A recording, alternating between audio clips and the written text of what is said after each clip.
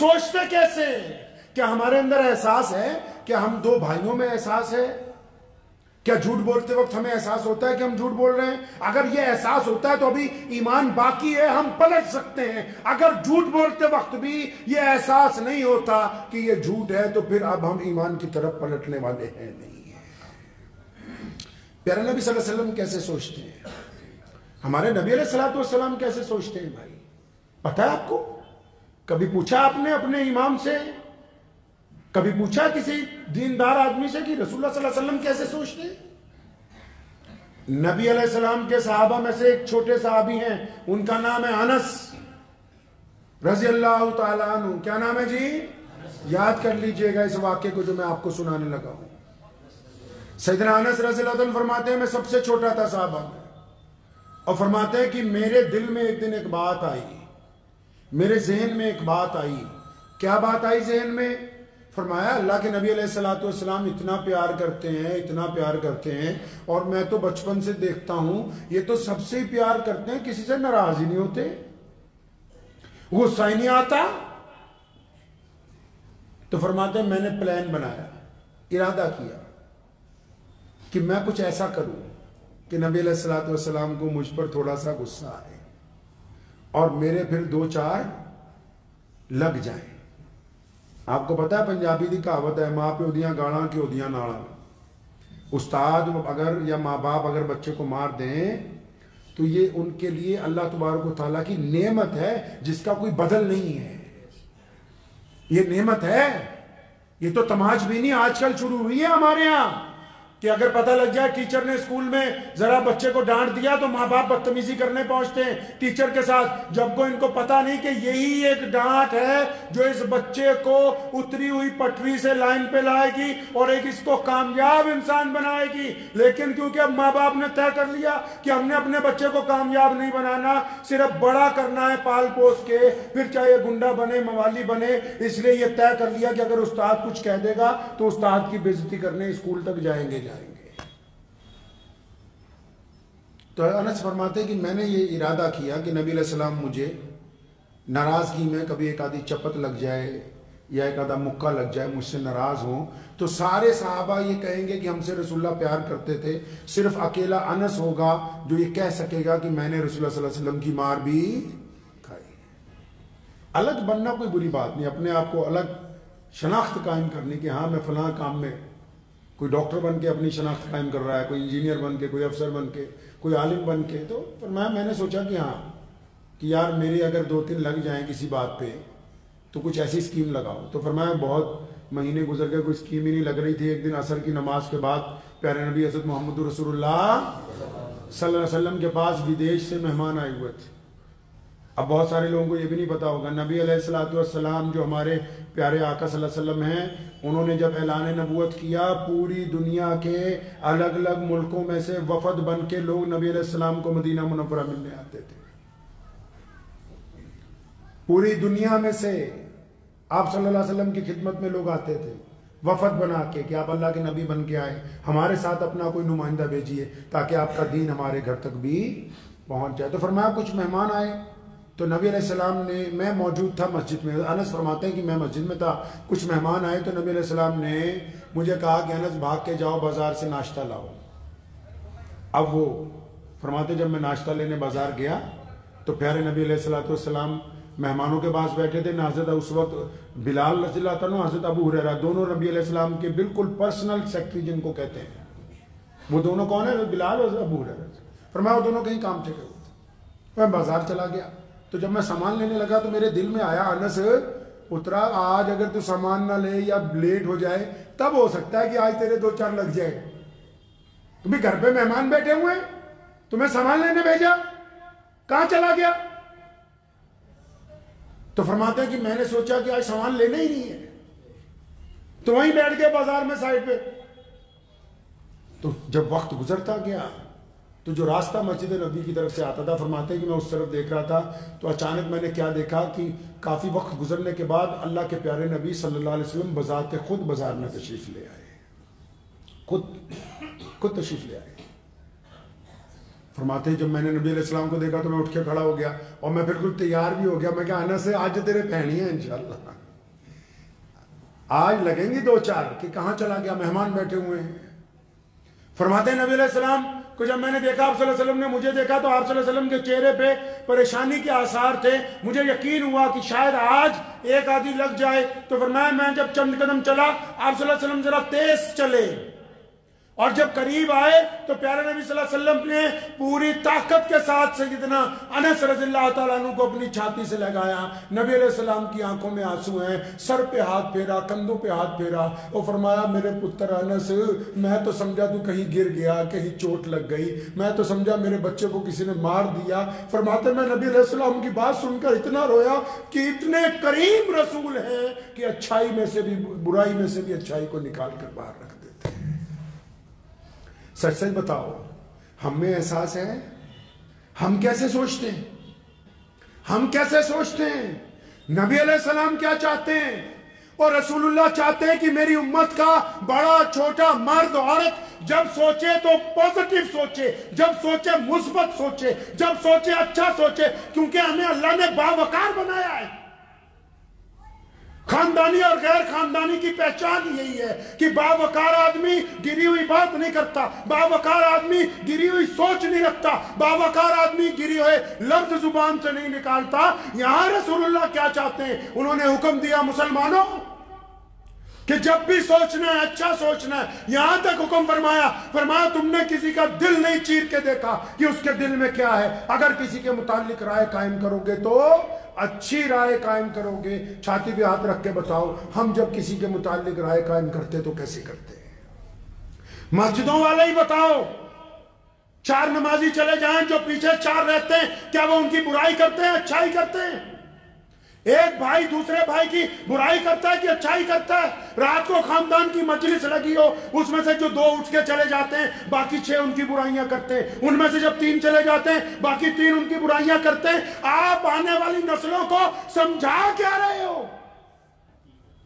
کیا سمجھا رہے ہو ان کو؟ کس طرف لے کے جا رہے ہو معاشرے کو؟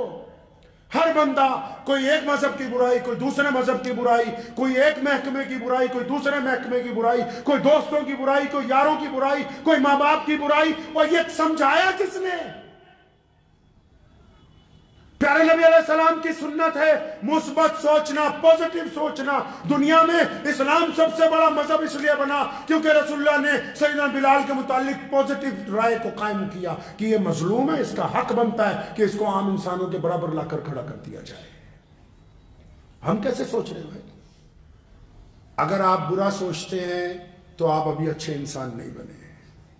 کئی لوگ پوچھتے ہیں نا بھی اچھا بندہ کیڑا ہے، اچھا بندہ کیڑا ہے، اور کچھ لوگ خود ہی اپنے آپ کو دیندار سمجھنے لگتے ہیں کہ میں بڑی تسبیح کرتا ہوں جی، میں عمرہ کر کے آیا ہوں جی، میں چلے میں گیا تھا جی، میں اجمیر شریف گیا تھا جی، میں پکا سنی ہوں جی، میں پکا اہل حدیث ہوں جی۔ یہ اپنے دل کو ذرا پوچھئے کہ آپ کا معیار کیا ہے، آپ کہاں پر کھڑے ہیں؟ آپ کی اپنے بھائی کے متعلق کیا رائے ہے؟ آپ اپنے غیر مسلم پڑوسی کے متعلق کیا سوچتے ہیں؟ آپ نے ٹھیکہ لے لیا کہ آپ مسلمان ہیں تو ساری نیکیاں آپ کی ہوں گی؟ کیا اللہ اور اس کے رسول نے کہا نہیں کہ دنیا میں جو بھی انسان خواہ وہ مسلمان ہو یا نہ ہو، اگر وہ نیکی کا کام کرے گا تو اللہ اس کی نیکی کو ضائع نہیں کریں گے؟ کیا اپنی ذہنیت بنائی ہے کہ بس ہم ہی نیک ہیں؟ نیکی کا معیار پتہ کیا ہے؟ نیکی کا معیار یہ ہے کہ آپ کسی کے متعلق ناجائز نہ سوچیں۔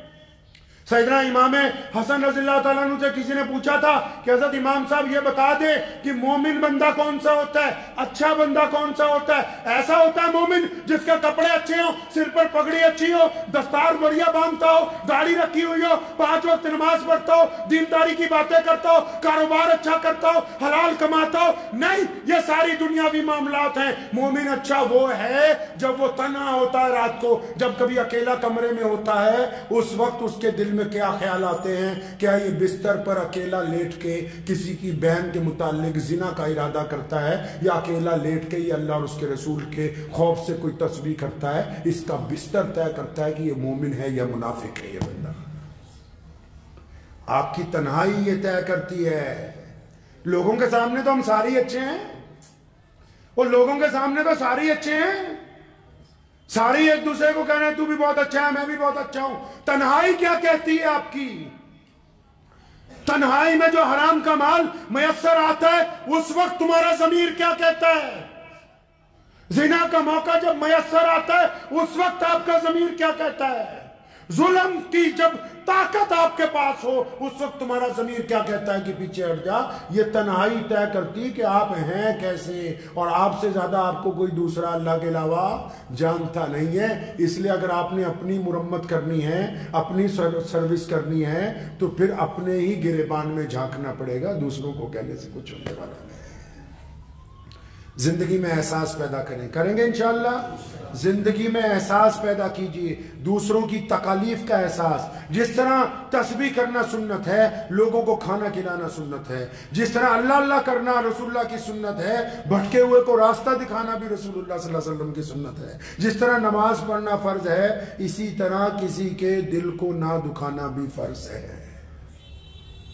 एहसास पैदा कीजिए, और एहसास लोगों के लिए बाद में, पहले अपने माँ बाप के लिए, अपने बीवी बच्चों के लिए, अपने पड़ोसी के लिए, अपने भाइयों के लिए जिनको जरूरत है आपकी, जो आपकी तरफ तरसी हुई निगाहों से देखते हैं कि क्या ये कभी मुझसे मुस्कुरा के बोलेगा, ये क्या कभी चंद लम्हे मेरे साथ गुजारेगा। पढ़ा रसूलुल्लाह सल्लल्लाहु अलैहि वसल्लम को। रसूलुल्लाह के पास इतने बिजी शेड्यूल, नबी अलैहि सलाम से ज्यादा बिजी शेड्यूल कायनात में किसी का नहीं है। उस बिजी शेड्यूल में भी रसूलुल्लाह घर के लिए वक्त निकालते हैं, अपनी अहलिया के साथ, हम सबकी माँ के साथ हाथ बटाते हैं, किचन में, घर के कामों में। रसूलुल्लाह ने अपनी मसरूफ जिंदगी में वक्त निकाला, खेत जाके पौधे लगाते हैं खुद। रसूलुल्लाह मसरूफ जिंदगी में सैर करने के लिए और पहाड़ तक जाते हैं। रसूलुल्लाह सल्लल्लाहु अलैहि वसल्लम मसरूफ जिंदगी में खाना खाने से पहले पड़ोसियों को पता करवाते हैं कि किस किस ने खाना खाया, किस किस ने नहीं खाया। रसूलुल्लाह मसरूफ जिंदगी में जानवरों की खबरगिरी करते हैं। नबी अलैहिस्सलाम इतना मसरूफ होने के बावजूद गुलामों की खबरगिरी करते हैं, बेवाओं की खबरगिरी करते हैं। हम तो कहते हैं वक्त ही नहीं, अरे जाना कहां है भाई, किस वक्त की बात करते हो? ये 2005 और 6 में लखनऊ में एक साहब गुजरे हैं, उनका नाम था सुबोध राय, सहारा कंपनी के मालिक। इतना अमीर आदमी के एक शहर बसाया, और फिर जब अपने बेटों की शादी की, तो बेटों की शादी में दरवाजे पर पता किसको खड़ा किया? मेहमानों को रिसीव करने के लिए उस वक्त के जो बड़े स्टार थे, मैं नाम नहीं लूंगा क्योंकि मैं मस्जिद में बैठा हूं, उस वक्त के जितने बड़े स्टार और अब भी, उनको बंबई से बुला के दरवाजे पे खड़ा किया कि मेहमान जब आएंगे उनको फूल पकड़ाने हैं तुमने। उन स्टारों को जिनको मिलने के लिए लोग तरसते हैं, खाना खाने वालों के साथ मेजबानी करने के लिए टीम के बड़े बड़े लोगों को बुलाया, दुनिया के मशहूर क्रिकेटरों को, और पूरे भारत में सारे बड़े बड़े वजीर, मंत्री, मुख्यमंत्री उस शादी में शामिल हुए। 5,000 करोड़ रुपया शादी पे लगा दिया सबोत राय ने। और 2015-16 आते आते कंगाल जब होने लगा, तो 2 ही बेटे थे जिनकी शादी की थी, वो अमेरिका चले गए, बच्चे अमेरिका चले गए, ये यहां रह गए। मुकदमात हुए, जो कुछ हुआ। जब कोई बंदा बहुत ज्यादा तरक्की पे आता है तो बाज़ औक़ात तनज़्ज़ुली भी आ जाती है, कोई बड़ी बात नहीं है। जो बड़ी बात सुनानी वो अब आपको आखिर में सुनानी है। वो बड़ी बात यह है कि अब जब उनका इंतकाल हुआ अभी 5-6 दिन पहले, तो उनके बेटों को पैगाम भेजा, वो भी आ जाओ तुम्हारे अब्बा का इंतकाल हो गया। किन बेटों को? जिनकी शादी में सारी दुनिया इकट्ठी की, जिनको खुशी देने के लिए बड़े बड़े अमीरजादों को पैसे देके दरबान बना दिया। बेटे आए नहीं बाप के जनाजे में, ये इस हफ्ते की बात बता रहा हूं, बेटे आए नहीं। कुरान ने कहा है, हमने माना कि औलाद नेमत है, दौलत नेमत है, लेकिन कुरान ने कहा यह फितना भी है। और इतना इनके पीछे लग गए कि तुमने अपनी जिंदगी बर्बाद कर ली, जो चीजें तुमने अपने साथ लेके जानी थी वो भी इन्हीं के चक्कर में यही छोड़ गए हो।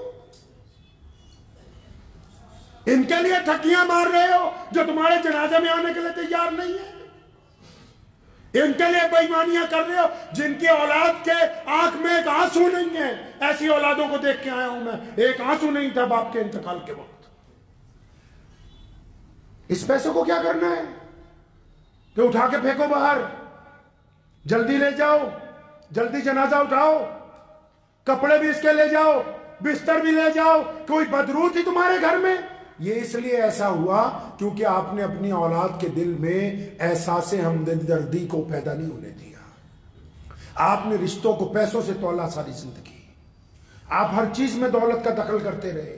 आप भूल ही गए इनको समझाना कि बाप अपनी जगह होता है, माँ अपनी जगह होती है, चचाओं का एहतराम होता है, भाइयों का एहतराम होता है, पड़ोसियों का एहतराम होता है। यतीम मिस्कीन को ठोकर नहीं मारी जा सकती, गरीब के साथ बदतमीजी नहीं की जा सकती। राह चलते हुए अगर अमीर बड़ी गाड़ी में चल रहा है तब भी किसी गरीब के गुजरने के रास्ते को नहीं, हमने एहसास खत्म कर दिया। और जब एहसास खत्म हुआ तो औलाद मुर्दा दिल हो गई, मुर्दा दिल हो गई। तो एहसास जिंदा रखिए, ये नबी अलैहिस्सलाम की सुन्नत है। किसकी सुन्नत है जी? रसूलुल्लाह सल्लल्लाहु अलैहि वसल्लम की सुन्नत है। एहसास जिंदा रखें, हर एक काम में इस बात को याद रखें कि रसूलुल्लाह ये चाहते हैं कि आपके किसी अमल से किसी दूसरे इंसान का दिल ना दुखे। ये रसूलुल्लाह चाहते हैं। दुआ कीजिए अल्लाह इस पे अमल की तौफीक अता फरमाए। व आखिर दावाना अनिल हम्दुलिल्लाहि रब्बिल आलमीन। मुझे उम्मीद है कि आपको ये वीडियो पसंद आई होगी। अगर पसंद आई हो तो ये आप अपने दोस्तों के साथ शेयर करें और इस चैनल को सब्सक्राइब जरूर करें।